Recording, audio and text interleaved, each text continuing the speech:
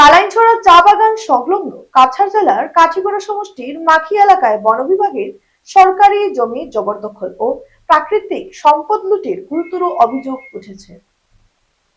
অভিযোগ অনুযায়ী বেশ কিছু পরিবার অবৈধভাবে বিস্তীর্ণ বনভূমি দখল করে পাহাড় কেটে মূল্যবান গাছপালা নির্বিচারে নিধন করেছে।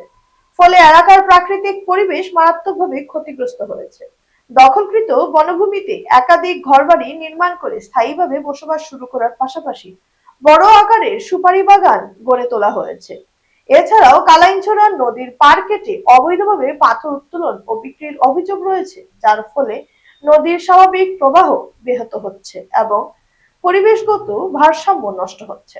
স্থানীয়দের দাবি, বন বিভাগের কিছু অসাধু কর্মকর্তাকে আর্থিকভাবে ম্যানেজ করে দীর্ঘদিন ধরে এই অবৈধ কার্যকলাপ চালানো হচ্ছে। রাজ্যের বিভিন্ন স্থানে উচ্ছেদ অভিযান চললেও এই এলাকা এখনো তার বাইরে থাকায় ক্ষোভ প্রকাশ করেছেন সচেতন মহল। তারা অবিলম্বে উচ্ছেদ অভিযান চালিয়ে বনভূমি উদ্ধার, অবৈধ নির্মাণ অপসারণ ও পাথর উত্তোলন বন্ধের জোরালো দাবি জানিয়েছেন।